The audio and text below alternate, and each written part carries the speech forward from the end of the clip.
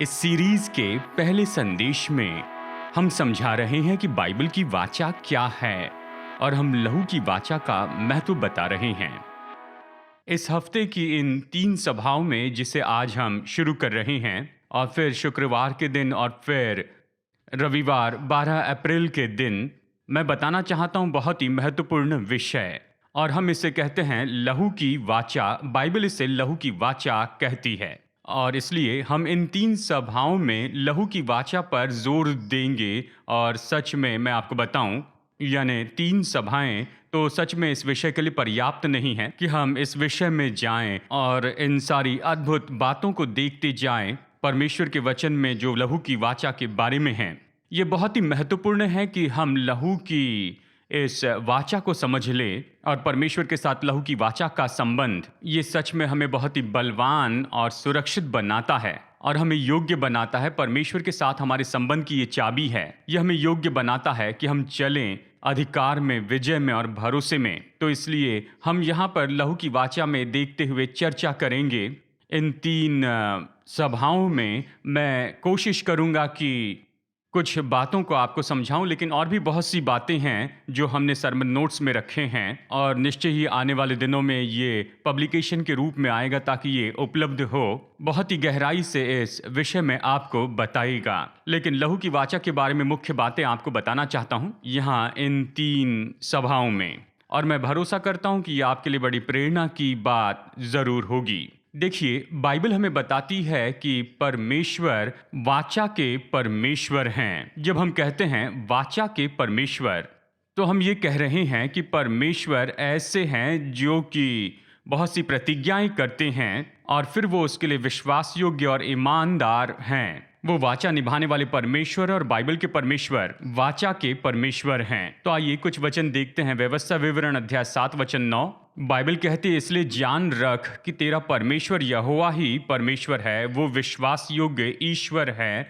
जो उससे प्रेम रखते और उसकी आज्ञाएं मानते हैं, उनके साथ वो 1000 पीढ़ी तक अपनी वाचा का पालन करता है और उन पर करुणा करता रहता है। हमारे परमेश्वर, बाइबल के परमेश्वर ऐसे परमेश्वर हैं, वो विश्वास योग्य हैं और वाचा और प्रतिज्ञाओं को निभाते हैं जिन वाचा को प्रभु बांधते हैं। भजन 89 वचन 34 ये कहता है, परमेश्वर कहते हैं, मैं अपनी वाचा न तोड़ूंगा और जो मेरे मुंह से निकल चुका है उसे न बदलूंगा। वाचा ये शब्द तो गंभीरता से बांधने वाली सहमति के बारे में बताता है जो 2 पार्टियों में हुआ है। और देखिए, जैसे कि आधुनिक ऐसे शब्दों में हम कह सकते हैं कि कॉन्ट्रैक्ट, यानी कंपनी एक दूसरे से कॉन्ट्रैक्ट साइन करती हैं। लेकिन देखिए, यहाँ पर जो कॉन्ट्रैक्ट है, ये शब्द तो सच में ये तो बहुत ही निचले स्तर का है वाचा की तुलना में, क्योंकि वाचा तो महान प्रतिज्ञा है। वाचा तो गंभीर प्रतिज्ञा है। ये तो मजबूत और कभी ना टूटने वाली प्रतिज्ञा या समर्पण या सहमति है जो 2 पार्टीज के बीच होती है। और देखिए, बाइबल वाचा की किताब है, इसलिए हम कहते हैं, जैसे कहते हैं, ये ओल्ड टेस्टामेंट और न्यू टेस्टामेंट है। अब टेस्टामेंट शब्द, इसका देखा जाए तो सच में वाचा अर्थ होता है, इसका उसके लिए उपयोग होता है। देखिए, अभी वर्तमान की भाषा में टेस्टामेंट शब्द कमजोर हैं, क्योंकि देखिए, नई भाषा में टेस्टामेंट शब्द का उपयोग किया जाता है वसीयत के लिए। जो कोई मनुष्य लिखता है और वो उस इच्छा पत्र में लिखता है कि वो क्या चाहता है कि उनकी जो संपत्ति है वो किसे और कितनी दी जाए, बताते हैं, और हम इसके लिए टेस्टामेंट शब्द उपयोग करते हैं। लेकिन ये टेस्टामेंट जो शब्द है, जहाँ तक कि बाइबल की बात है, ये हमेशा वाचा के बारे में बताता है। और जैसे हम इसमें आगे बढ़ेंगे, आप समझ पाएंगे कि ये सच में लहू की वाचा को दर्शाता है। ये सबसे बड़ी वाचा है। ये ऐसी प्रतिज्ञा है जो कोई करना चाहेगा। तो आप याद रखिए, बाइबल तो वाचा की किताब है। हमारे लिए परमेश्वर की वाचाओं को हम पर प्रकट करती है। यह है पुरानी वाचा और नई वाचा। बाइबल हमें परमेश्वर की वाचा बताती है। यहाँ उसकी वाचा हमारे लिए लिखी गई है। अब देखिए, परमेश्वर की हमारे साथ की वाचा का उद्देश्य तो संबंध है। लोग क्यों सहमति करते हैं, लोग क्यों समर्पण करते हैं, मजबूत सहमति दर्शाते हैं, ये केवल इसीलिए कि संबंध स्थापित कर सके। जब कंपनी कोई कॉन्ट्रैक्ट बनाती है तो वो उनके कामों के संबंध को बताती है लेकिन बाइबल जिस वाचा के बारे में बताती है, ये वाचा तो परमेश्वर और मनुष्य के बीच में है, जो संबंध स्थापित करती है। परमेश्वर और मनुष्य के बीच हम जानते हैं परमेश्वर संबंध चाहते हैं, यानी परमेश्वर बाहर कोई शक्ति नहीं है जिसके साथ में हम जुड़ नहीं सकते हैं। परमेश्वर संबंध चाहते हैं। बाइबल बताती है कि परमेश्वर संबंध चाहते हैं। उदाहरण के लिए बाइबल कहती है कि परमेश्वर पिता हैं, परमेश्वर प्रेमी पिता हैं, और वो हमें न्योता देते हैं कि हम उसके बेटे और बेटियां हो जाए। तो ये परमेश्वर और हमारे साथ के संबंध को दिखाता है। वो पिता हैं, हम बेटे बेटियां हैं। परमेश्वर राजा है, वो हमें न्योता देते हैं कि हम उसके वारिस हो जाएं। वारिस और यीशु के संगी वारिस हो जाए। तो वो कहते हैं, देखो मैं राजा हूं, मैं तुम्हें दास जैसे नहीं रखूंगा, अपना वारिस बनाता हूं, और तुम संगी वारिस हो यीशु मसीह के साथ, यानी तुम मेरे राज्य को स्थापित करने में मदद करने के लिए हो, तुम मेरे राज्य के भागी हो, तुम वारिस हो। तो परमेश्वर के साथ के हमारे संबंध का ये भाग है। और वाचा बहुत महत्वपूर्ण है, क्योंकि वाचा परमेश्वर के साथ के हमारे संबंध की बुनियाद बनाती है, जिसके द्वारा उसने हमें न्योता दिया कि हम उसके बेटे और बेटियां बन जाएं। तो परमेश्वर के साथ हमारा संबंध बेटे और बेटियों के रूप में, परमेश्वर के वारिस, मसीह के संगी वारिस के रूप में, ये सब कुछ एक साथ रखा गया है वाचा में। यानी ये सारा संबंध तो वाचा में आता है, और इसलिए आप वाचा के बेटे हैं, आप वाचा की बेटी हैं परमेश्वर की। और परमेश्वर के साथ आपकी वाचा का संबंध तो निश्चय ढांका है इन सारी बातों से। और जब हम यहाँ पर इन वचनों को देखते हैं, और अवश्य ही जब आप बाइबल में देखते हैं कि वहाँ पर बहुत सी वाचाएं हैं, लेकिन मैं सामान्य दृष्टिकोण बताता हूँ। जिस वाचा के बारे में हम कह रहे हैं, ये बाइबल की वाचा है। सामान्य रूप में वाचा क्रियाशील होती है, यानी प्रभावी होती है। ये प्रभावी की जाती है एक विधि को करने के द्वारा। तो उदाहरण के लिए देखिए, विवाह तो वाचा के लिए एक बहुत ही अच्छा ऐसा उदाहरण है। विवाह जो है वो तो खास करके इस तरह से विधि के द्वारा शुरू होता है। यानी ये जो विधि है, यानी ये तो स्थापित की जाती है, ये अस्तित्व में लाई जाती है पुरुष और स्त्री के बीच की वाचा के दौरान। और बाइबल की वाचा में भी बिल्कुल इसी तरह से कुछ न कुछ तो होता है, और उसके कारण वाचा स्थापित होती है। और खासकर परमेश्वर और मनुष्य के बीच की वाचा में छुटकारा, यानी परमेश्वर के छुटकारा का काम वाचा अस्तित्व में लेकर आता है। वाचा में शर्तें होती हैं, जिसे हम कहते हैं कि ये हमारे कर्तव्य हैं, ये हमारी जिम्मेदारियां हैं, यानी दोनों पार्टीज इसके लिए समर्पण करते हैं। यहाँ इसमें आशीष हैं और सौभाग्य भी हैं कि वाचा में रहें, और निश्चय ही इसके परिणाम भी होते हैं। यानी वाचा तोड़ने के लिए या फिर अपनी भूमिका न निभाने के लिए तो यहाँ पर वाचा तोड़ी जाती है। और यहाँ पर खास करके वाचा की शर्तें, यानी ये जो कर्तव्य हैं और आशीषें, और इसे तोड़ने वाले व्यक्ति पर श्राप के शब्द जो कहे गए थे या वो लिखे गए थे उस समय में, यानी वाचा के स्थापित किए जाते समय ये लिखे गए थे।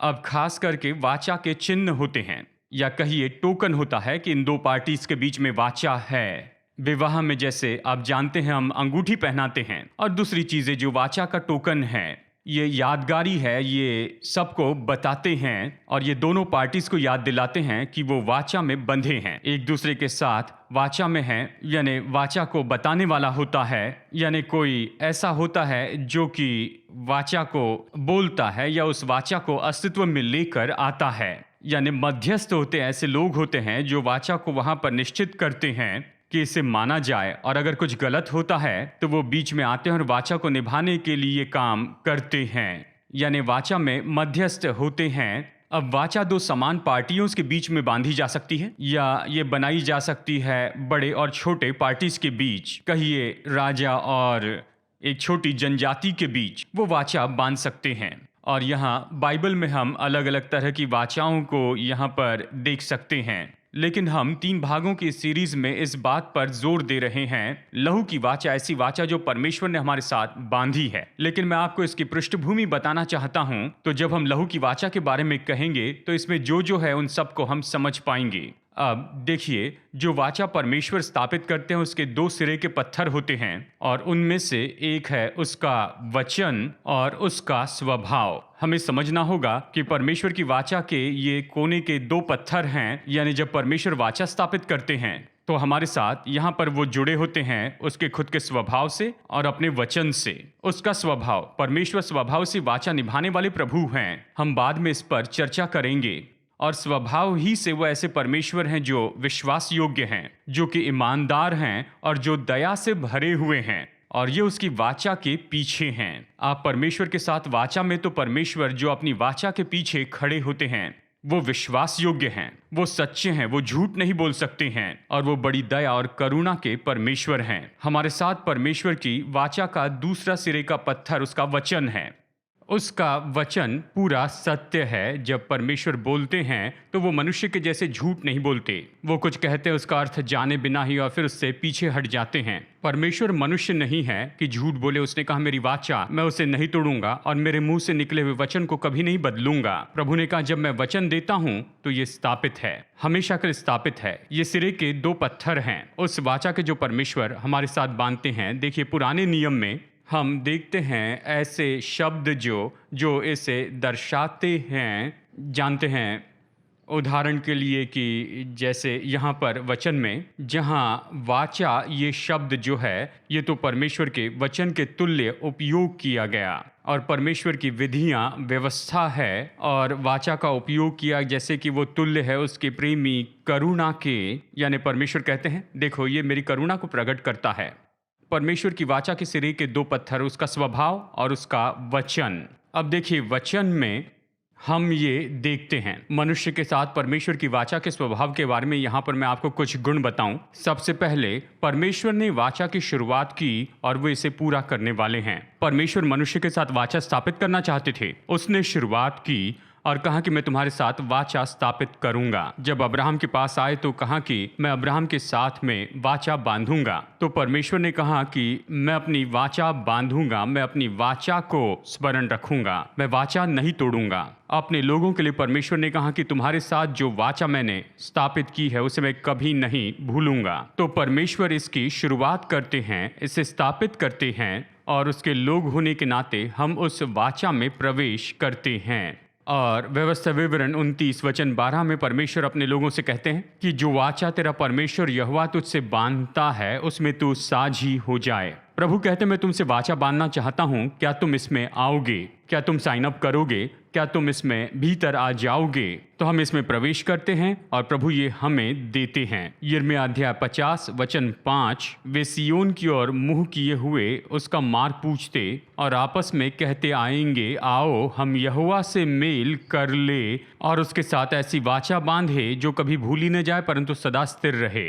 तो ये कहता है आओ हम यहोवा से मेल कर ले, कभी न भूली जाने वाली वाचा में। यानी जब आप वाचा में प्रवेश करते हैं तो आप खुद को प्रभु से जोड़ते हैं। यानी स्त्री और पुरुष विवाह में एक दूसरे के साथ में जुड़ते हैं, वो वाचा में एक साथ में आ जाते हैं। आप परमेश्वर के साथ में जुड़ जाते हैं। अनंत काल की वाचा में, सदा की वाचा में आप आते हैं और एक हो जाते हैं, आप उसके साथ में जुड़ जाते हैं। ये शब्द कि खुद को जोड़े, इसका मतलब खुद जुड़ जाए, एक हो जाए, कि कसकर थामे रहें, उसे पकड़े रहें। आप खुद को परमेश्वर के साथ जोड़ते हैं जब आप वाचा में प्रवेश करते हैं। ये बहुत ही सामर्थी है जब आप इस बात को जानते हैं कि आप प्रवेश कर रहे हैं और आप सर्वशक्तिमान परमेश्वर के साथ में जुड़े हैं, उसके पुत्र यीशु के द्वारा वाचा में। यह आपके दिल में स्थापित होना चाहिए कि मैं परमेश्वर के साथ में जुड़ा हूं। वाचा के संबंध में नंबर 3, वाचा के संबंध में आपकी आशीषें होती हैं और परमेश्वर कहते हैं कि ये आशीषें हैं जो मैं तुम पर खोलता हूं।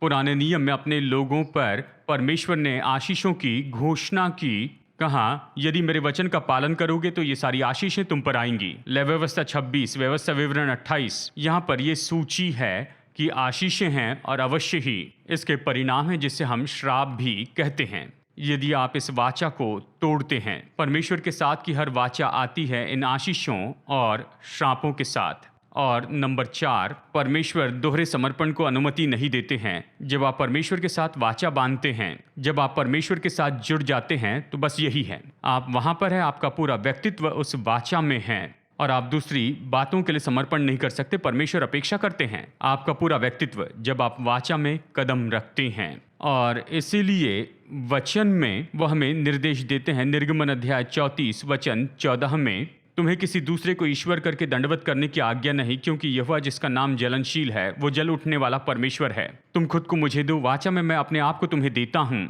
यानी हमें एक दूसरे के लिए हैं।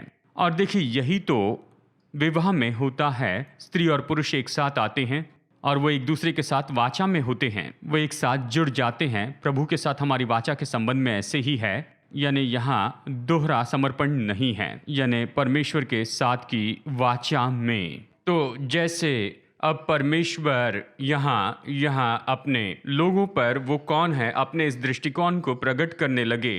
ये बहुत ही सटीक ऐसा समय था। हम इसे पाते हैं निर्गमन अध्याय 6 वचन 3 से 5 में। मैं चाहता हूं कि आप इसे अच्छे से देखें। वचन 3 से 5 में परमेश्वर मूसा से कहते हैं, और उसने कहा, मैं सर्वशक्तिमान ईश्वर के नाम से अब्राहम, इसहाक और याकूब को दर्शन देता था। और यह है एल शदाई। ये इब्रानी शब्द हम जानते हैं, एल शदाई, सर्वशक्तिमान परमेश्वर जो पर्याप्त है। परंतु यहोवा के नाम से मैं उन पर प्रकट न हुआ, और मैंने उनके साथ अपनी वाचा दृढ़ की है, अर्थात कनान देश जिसमें वे परदेसी होकर रहते थे, उसे उन्हें दे दूं। इस्राएली जिन्हें मिस्री लोग दासत्व में रखते हैं, उनका कराहना भी सुनकर मैंने अपनी वाचा को स्मरण किया है। अब ये शब्द प्रभु, ये तो सच में बहुत ही महत्वपूर्ण शब्द है। अब हमें इससे कहते हैं, इसका उच्चारण होता है यहवे या यहोवा। ये ईश्वरीय नाम है जो परमेश्वर ने प्रकट किया है अपने लोगों पर। ये शब्द है याहवे या जहोवा या यहोवा। वो कहते हैं कि देखो, इस नाम से अब्राहम, इसहाक और याकूब मुझे नहीं जानते थे, मैंने खुद को उन पर प्रकट किया। वो मुझे अलशदाई के रूप में जानते थे, सर्वशक्तिमान परमेश्वर के रूप में। लेकिन अब मूसा, मैं खुद को प्रकट करता हूँ इस अद्भुत नाम यहवे से।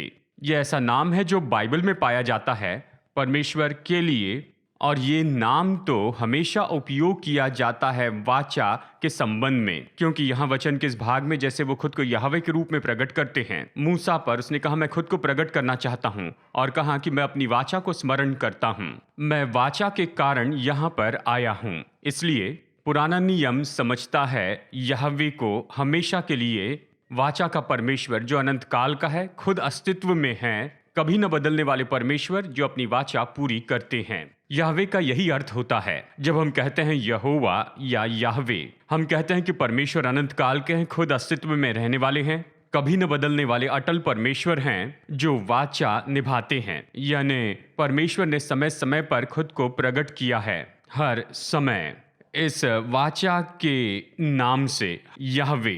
तो यहाँ हम उसके वाचा के बहुत से नाम जानते हैं, जैसे कि यहोवा एलोहिम, यहवे एलोहिम एक नाम है। यहोवा यीरे या यहोवा निस्सी, परमेश्वर हमारे जय का झंडा है। यहोवा राफा, प्रभु हमारे चंगाई दाता। यहोवा शालोम, परमेश्वर हमारी शांति। यहोवा रोही, प्रभु हमारे चरवाहा। और यहोवा शामा, यानी प्रभु हमारे साथ हमेशा उपस्थित हैं। यानी ऐसे बहुत से वाचा के नाम हैं।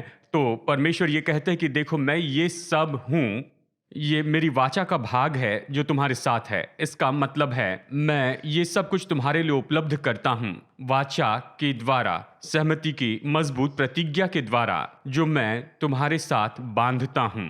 तो बाइबल के परमेश्वर वाचा के परमेश्वर हैं। मलाकी 3:6 कहते हैं, प्रभु कहते हैं मैं परमेश्वर हूँ, यहोवा हूँ। वही वाचा का नाम है, मैं बदलता नहीं। और यहाँ तक कि आज नए नियम के विश्वासी के रूप में जब हम प्रभु की आराधना करते हैं, वो यहोवा हैं, वो वाचा पूरी करने वाले परमेश्वर हैं, प्रभु जो वाचा बांधते हैं और वाचा पूरी करते हैं। अब इस पृष्ठभूमि के साथ मैं जानता हूं कि हमें इसे जल्दी से देखना है। मैं लहू की वाचा के बारे में बताना चाहता हूं। देखिए, जब लोग वाचा बांधते थे तो वो उस विधि में से या शुरू करने की क्रिया में से जाते थे। अब वाचा कई तरीके से बांधी जाती है। कई बार लोग 2 डॉक्यूमेंट्स पर दस्तखत करते हैं, ये भी वाचा है। कई बार वो वस्तुओं की लेन देन करते हैं, ये वाचा है। सबसे बड़ी जो वाचा होती है वो लहू की वाचा होती है। मतलब आप यहाँ पर कहते हैं कि मैं मजबूती से प्रतिज्ञा करता हूँ, कभी न टूटने वाली प्रतिज्ञा। ये समर्पण है या सहमति है जो 2 पार्टी एक दूसरे से करते हैं, लेकिन इसमें लहू जुड़ा होता है। इसका मतलब जीवन है। इसका मतलब मैं अपना सब कुछ तुम्हें देता हूँ और अपेक्षा करता हूँ कि तुम अपना सब कुछ मुझे दो। यही तो लहू की वाचा है। देखिए, बाइबल में पुराने नियम में वाचा के लिए शब्द आया है बेरित, और बेरित शब्द का मतलब है वाचा काटना। इसका मतलब है कि वाचा को अस्तित्व में लाना काटने के द्वारा या लहू बहाने के बलिदान के द्वारा। यानी देखिए, बाइबल में ये जो वाचा शब्द आया है ये लहू की वाचा के विचार से है। देखिए, बेरित शब्द का मतलब है लहू की वाचा या वाचा काटना, यानी लहू बहाकर वाचा स्थापित करना। यानी जब आप किसी के साथ लहू की वाचा में प्रवेश करते हैं तो आप कहते हैं, मैं तुम्हें अपना जीवन देता हूं, मैं तुम्हें अपना प्रेम देता हूं और मैं तुम्हारी सुरक्षा का वादा करता हूं। यही सब कुछ वहां पर आता है। मतलब मेरा सब कुछ तुम्हारे सामने है, मैं इसे दे देने की प्रतिज्ञा करता हूं। अगर तुम्हें जरूरत हो तो मैं वहां रहूंगा। मेरा सारा प्रेम, मेरी ईमानदारी, मेरा सब कुछ तुम्हारे लिए समर्पित है। और आप ये कहते हैं कि अगर मेरी कभी जरूरत पड़ती है कि तुम्हारे साथ में रहूं, कि तुम्हारी सुरक्षा करूं, तो मैं वहां पर रहूंगा। तो सच में लहू की वाचा में आपका जीवन, आपका प्रेम, आपकी सुरक्षा है। आप उसे देते हैं दूसरे व्यक्ति के लिए, आप पूरी तरह से होते हैं। तो जब परमेश्वर ने वाचा स्थापित की तो ये देखना बहुत ही दिलचस्प है कि कैसे उसने लहू की वाचा स्थापित की अब्राहम के साथ और मूसा और अपने लोगों के साथ। इसी पर हम जोर देते हैं जैसे हम तैयारी कर रहे हैं कि नई वाचा को हम समझ ले जो कि लहू की वाचा है। परमेश्वर ने वाचा बांधी अब्राहम के साथ और फिर मूसा के द्वारा इसराइलियों से।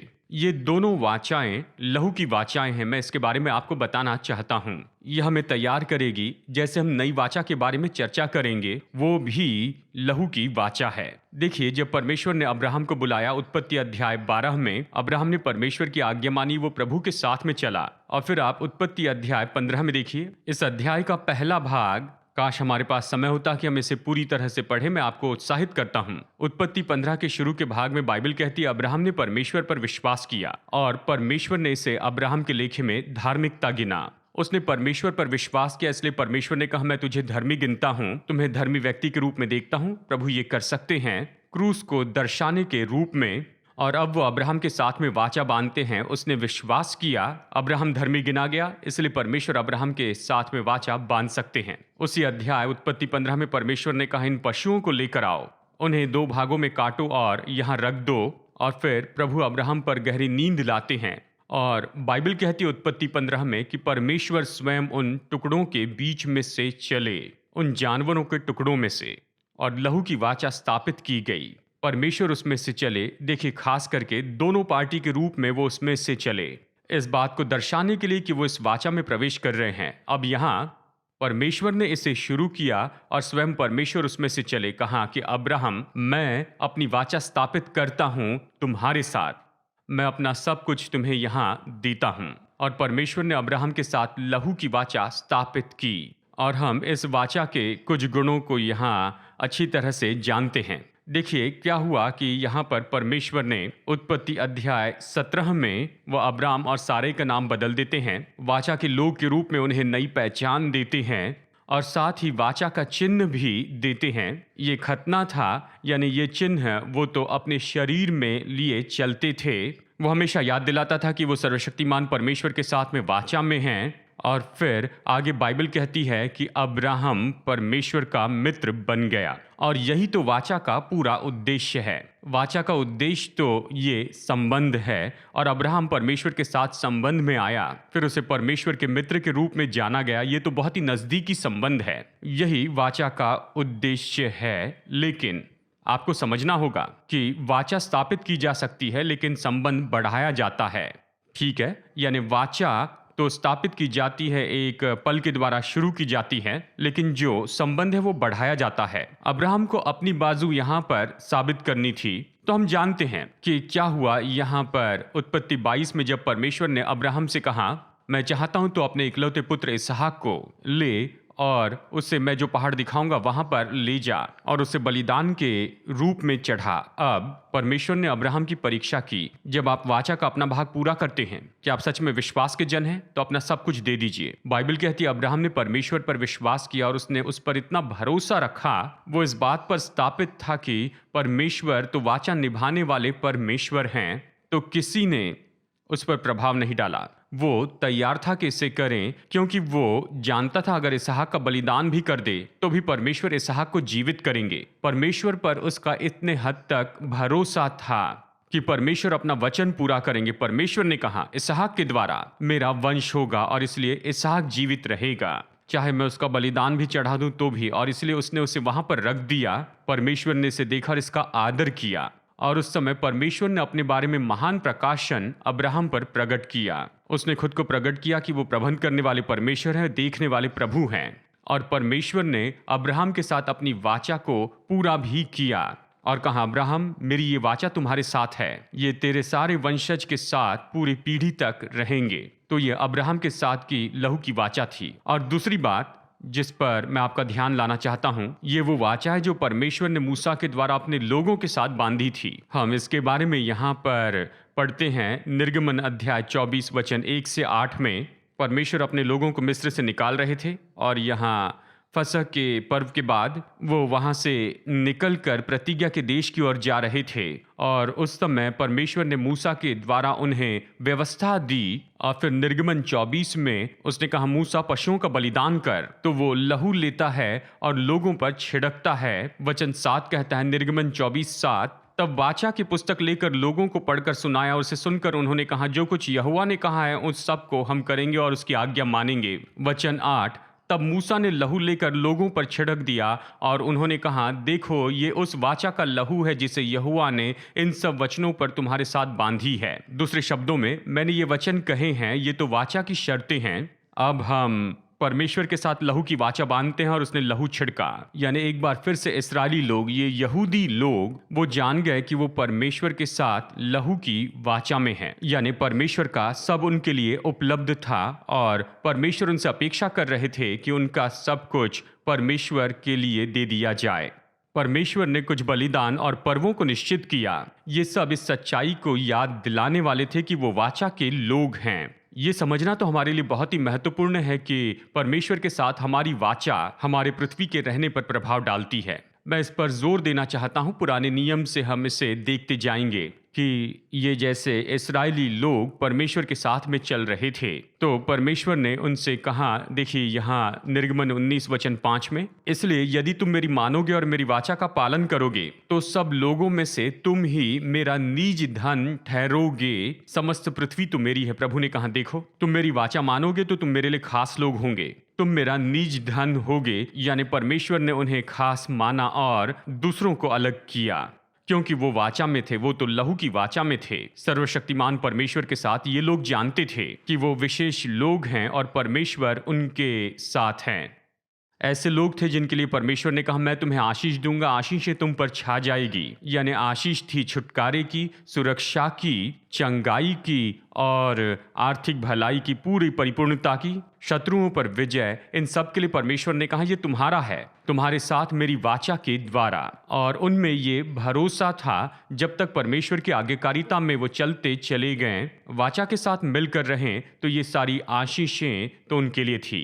प्रभु ने उन्हें निर्देश दिए कि वाचा के लोगों के रूप में कैसे रहना है और समाज में कैसे परमेश्वर का उन्हें आदर करना है समाज के रूप में, क्योंकि वो वाचा के लोग थे और ये वाचा उनके प्रतिदिन के जीवन पर प्रभाव डालती थी। चलिए मैं आपको कुछ उदाहरण यहाँ पर देता हूँ। सोचिए जब दाऊद गोलियत से लड़ने के लिए जाता है, दाऊद में इतना भरोसा क्यों था जबकि वो एक योद्धा से लड़ने के लिए गया था, ऐसा दानव जो कि सारी बातों में माहिर था। दाऊद तो चरवाहा था और गोलियत तो योद्धा था, ट्रेंड योद्धा था। दाऊद जैसे गोलियत की ओर दौड़कर जा रहा था तो उसने कहा कि ये खतना रहित पलिश्ती कौन है कि जीवित परमेश्वर की सेना को ललकारें।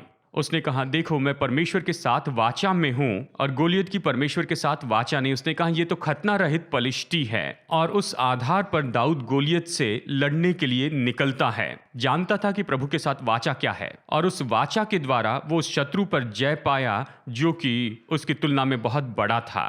और परमेश्वर ने कहा ये वाचा तो तुम्हारे सारे वंश के साथ है। और जैसे हम नई वाचा में आते हैं और यीशु ने सेवा शुरू की तो आप ऐसे उदाहरण पाते हैं कि यीशु इसी आधार पर सेवा करते हैं, वाचा के आधार पर। चलिए मैं आपको कुछ याद दिलाऊं। लूका 13 में यीशु एक आराधनालय में जाते हैं और 18 साल से कुबड़ी स्त्री को देखते हैं और कहा क्या ये जो स्त्री है ये अब्राहम की बेटी नहीं है कि ये इस बंधन से छुड़ाई जाए। यानी स्त्री की परमेश्वर के साथ वाचा थी, वो तो अब्राहम की बेटी थी। उसे इस तरह से इस परिस्थिति में नहीं रहना था। शैतान ने उसे बांधा था और उसकी वाचा उसे अधिकार देती है कि इस बंधन से आजाद हो। यीशु ने इसे देखा और परमेश्वर के साथ की वाचा के आधार पर सेवा की। और एक और बार जब वो कनानी स्त्री अपनी बेटी के लिए छुटकारा मांगने के लिए आई तो यीशु ने कहा कि मैं बच्चों की रोटी लेकर उसे अन्य जातियों को नहीं दे सकता हूँ। बच्चों की रोटी यानी यीशु ने ये जान लिया कि चंगाई और छुटकारा ये परमेश्वर का प्रयोजन है अपने वाचा के लोगों के लिए। चंगाई और छुटकारा तो उनका था क्योंकि वो उसके साथ वाचा में थे। तो आज हमारी इस सभा में हमने जो कुछ भी देखा इसे सारांश में बताऊं तो चलिए यहाँ पर हम इसका सारांश देखते हैं इस वाचा के बारे में, ताकि हम समझ सके कि ये वाचा सच में क्या है। ये परमेश्वर तो ऐसे परमेश्वर हैं जो मजबूत प्रतिज्ञा में प्रवेश करते हैं, मजबूत सहमति में, मजबूत समर्पण में अपने लोगों से, और वो इसके पीछे खड़े रहते अपने स्वभाव और अपने वचन के साथ में। ये लहू की वाचा है, यानी ऐसी वाचा है मतलब जिंदगी के बदले जिंदगी। प्रभु कहते हैं मैं अपने आप को तुम्हारे लिए पूरी तरह उपलब्ध करता हूँ और मैं चाहता हूँ कि तुम मेरे लिए उपलब्ध हो। जब हमारा ये संबंध होता है तो वाचा का जो उद्देश्य है वो ये संबंध है। परमेश्वर के साथ हमारा संबंध तो निश्चय ही सुरक्षित है वाचा के द्वारा। जब हम प्रभु की मेज के बारे में कहते हैं हम इस पर चर्चा करेंगे। 10 अप्रैल के दिन इस पर चर्चा करेंगे। हम नई वाचा के बारे में देखेंगे, प्रभु की मेज के बारे में देखेंगे। ये हमें बताता है यानी प्रभु की मेज का जो उत्सव है ये तो केवल घोषणा करना है प्रभु के साथ हमारी लहू की वाचा का। और शुक्रवार के दिन हम इसके बारे में और गहराई से देखेंगे, ये लहू की वाचा जो यीशु मसीह ने हमारे लिए स्थापित की है। लेकिन आज इस सभा में जैसे हम ये संदेश ला रहे हैं, हम इस पहले भाग का अंत कर रहे हैं, तो आइए अभी हम आगे बढ़ते हैं। हम निश्चय ही एक साथ प्रभु की मेज में जुड़ जाएंगे। अगर आप रोटी या पानी या ग्रेप जूस अपने साथ में लिए हैं तो ये अच्छा है। शायद कोई ये पूछे कि पानी का उपयोग क्यों कर सकते हैं, ग्रेप जूस की जगह आप पानी क्यों ले रहे हैं। ये बस केवल इसलिए क्योंकि अभी ऐसी परिस्थिति है कि शायद हो सकता है कि आप ग्रेप जूस न खरीद पाए हो, शायद ग्रेप जूस ना हो तो आप पानी का उपयोग कर सकते हैं उसकी जगह पर लॉकडाउन के समय में, क्योंकि ये तो उसकी वाचा को तोड़ना नहीं, हमारी वाचा स्थापित है प्रभु यीशु के द्वारा। और ये तो केवल दर्शाने वाली चीज़ें हैं, ये टोकन हैं उस वाचा के लिए। और इसलिए जैसे हम इसमें जुड़ते हैं और सहभागी होते हैं तो मैं चाहता हूं कि हम समझ लें कि हम क्या कर रहे हैं। हम ये कह रहे हैं कि हम तो वाचा के लोग हैं और हम परमेश्वर के साथ वाचा में हैं उसके पुत्र प्रभु यीशु मसीह के द्वारा। हम प्रभु के साथ लहू की वाचा के संबंध में हैं। केवल प्रभु के साथ लहू की वाचा नहीं, लेकिन हम तो वाचा के समुदाय हैं, लोगों के साथ में, एक दूसरे के साथ में वाचा में हैं। पौलुस 1 कुरिन्थियों 10 में इसके बारे में कहता है, वो कहता है कि हम उसी एक रोटी में से होकर खाते हैं और एक ही कटोरे में से पीते हैं, यानी हम आपस में एक दूसरे के साथ में जुड़े हैं और वाचा के सहभागी होने के नाते एक दूसरे की परवाह करते, एक दूसरे की सेवा करते हैं। हम अपने दिलों को तैयार करेंगे कि प्रभु की मेज में जुड़ जाएं। लेकिन ऐसा करने के पहले मैं ऐसे लोगों के साथ प्रार्थना करना चाहता हूं जो अभी हमें देख रहे हैं। आपने कभी इसे स्वीकार नहीं किया या कभी आप इस वाचा में प्रवेश नहीं किए हैं। जैसे मैंने आपको पहले बताया है, अगर आप परमेश्वर के साथ नहीं जुड़े हैं अनंतकाल की वाचा में उसके पुत्र प्रभु यीशु मसीह के द्वारा, मैं आपको ऐसा करने का अवसर देना चाहता हूं। देखिए, हम सब ने पाप किया है, लेकिन परमेश्वर इतने प्रेमी हैं कि उसने मार्ग बनाया कि हम उसकी उपस्थिति में उसके साथ संबंध में आ सके, कि हम उसके साथ वाचा के संबंध में आ सके, कि हम उसके पुत्र प्रभु यीशु मसीह के द्वारा उसके साथ जुड़ सके। यीशु क्रूस पर मर गए, उसने हमारे पापों के लिए दाम चुकाया ताकि परमेश्वर उसके बलिदान के आधार पर हमारे पापों को क्षमा करे। और वो कहेंगे मैं तुम्हें धर्मी मानता हूं क्योंकि तुम्हारे पापों के लिए दाम चुकाया है। भीतर आओ, इस वाचा में मेरे साथ प्रवेश करो, मेरे परिवार का भाग हो जाओ, मेरे बेटे और बेटी हो जाओ, परमेश्वर के परिवार में जुड़ जाओ। और ये संभव है प्रभु यीशु पर विश्वास करने के द्वारा, क्योंकि यीशु मसीह ने दाम चुकाया, वो गाढ़े गए, वो फिर से जी उठे और आज भी जीवित हैं। और वो इस वाचा के मध्यस्थ के रूप में हैं। जो भी मुझे सुन रहा है या देख रहा है, अगर यीशु को आपने अपने जीवन में स्वीकार नहीं किया है तो मैं प्रार्थना में आपकी अगुवाई करूंगा और फिर एक साथ मिलकर हम प्रभु की मेज में जुड़ेंगे। तो अगर आप ऐसा करना चाहते हैं ताकि आप परमेश्वर के साथ वाचा में आ जाए, अपने जीवन में से पहले कभी नहीं किया, मैं इस प्रार्थना में आपकी अगुवाई करूंगा। आप मेरे साथ में प्रार्थना कीजिए और ये सरल है। यीशु ने काम कर दिया है और हमें बस इतना ही करना है कि उसे ले ले। बस हम प्रार्थना करेंगे और आप यीशु में अपना विश्वास प्रकट कीजिए और उस पल आप इस वाचा में प्रवेश करेंगे और आप परमेश्वर के साथ में जुड़ जाएंगे अनंत काल की वाचा में। तो आइए प्रार्थना करते हैं। बस मेरे साथ में कहिए, प्रभु यीशु मसीह, मैं पापी हूं। मैं विश्वास करता हूं आप मेरे पापों के लिए मरे, क्रूस पर मर गए और आप गाढ़े गए और फिर से जी उठे और आज भी जीवित हैं। मैंने आपकी वाचा के बारे में सुना। मैं उस वाचा में आना चाहता हूं। मैं आपके साथ अनंतकाल की वाचा में जुड़ जाना चाहता हूं। प्रभु यीशु मसीह, मेरे जीवन में आ जाइए। मदद कीजिए कि मैं आपके पीछे चलूं, केवल आपके पीछे, पूरे जीवन भर। प्रभु यीशु के नाम में, आमीन।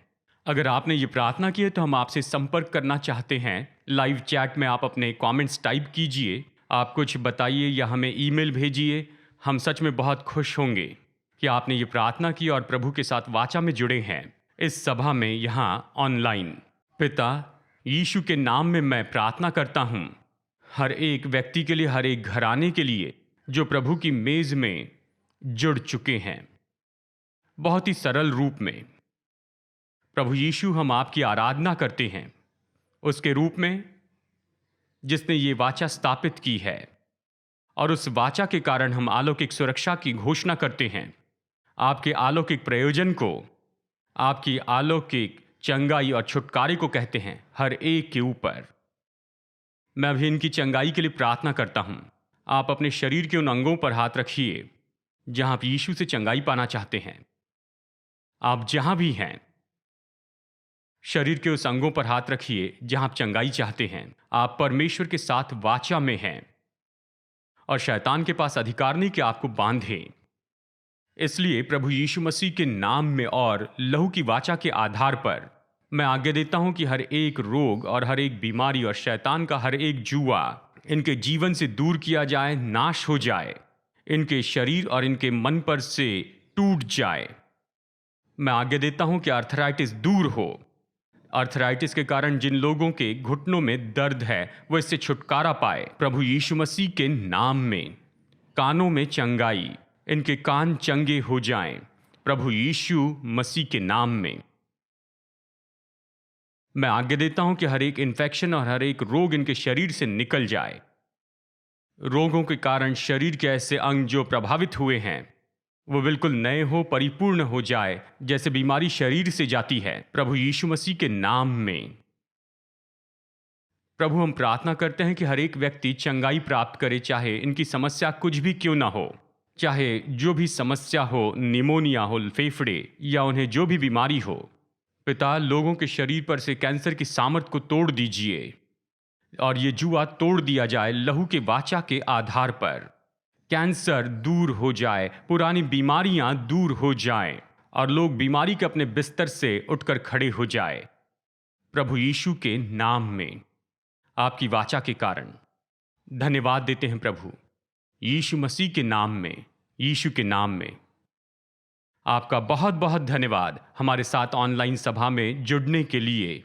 और अभी मैं कुछ सूचनाएं देना चाहता हूं हमारे इस सभा को यहाँ पर ख़त्म करने के पहले। और लाइव चैट पर आपका स्वागत है कि आप टाइप कीजिए, हमें बताइए कि आप हमें कहाँ से देख रहे हैं या फिर आपने चंगाई प्राप्त की, अपनी गवाही बताइए।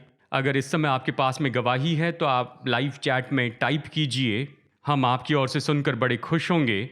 या आप अपनी गवाही भेज सकते हैं testimony@apcwo.org पर। हम आपकी ओर सुनकर खुश होंगे और जानेंगे कि प्रभु ने आपके लिए क्या किया है। साथ ही मैं आपको प्रोत्साहित करता हूं कि आप हमारे YouTube चैनल को देखें। आप जहां भी है वहां से जितनी भी हमारी सभाओं के वीडियोज़ हैं, निश्चय आप उसका उपयोग कीजिए, इन्हें दूसरों के साथ शेयर कीजिए ताकि उन्हें भी लाभ हो। अगर आप इस सभा के द्वारा आशीष पाए हैं, ये शिक्षा, परमेश्वर का वचन जो आप तक लाया गया उसके द्वारा, तो मैं प्रोत्साहित करता हूं कि आप दूसरे लोगों को ये बताइए और उन्हें भी सुनने दीजिए। जानते हैं, परमेश्वर के वचन की ये जो गहरी शिक्षा है, ये विश्वासी के जीवन में आना बहुत जरूरी है, ताकि हर एक विश्वासी सीख जाए कि परमेश्वर ने अपने लहू की वाचा के द्वारा हमारे लिए जो उपलब्ध किया उसमें हम कैसे चलते जाएं। इस सर्विस को उनके साथ शेयर करके उनके लिए आशीष बन जाइए। व्हाट्सएप के द्वारा हर माध्यम से दूसरे लोग इसके साथ में जुड़ जाए और शिक्षा और सेवकाई प्राप्त कर सके जो आपके पास आई हैं। निश्चय इन सभाओं के द्वारा वो भी आशीष पाएं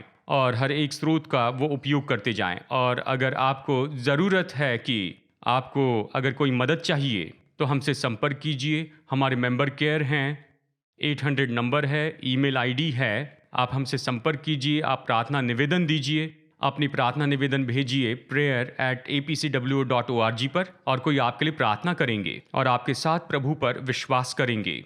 तो अगली बार मुलाकात होने तक बस याद रखिए, यीशु मसीह आपके साथ में है। मजबूत बने रहिए। चलिए बेनेडिक्शन देते हैं।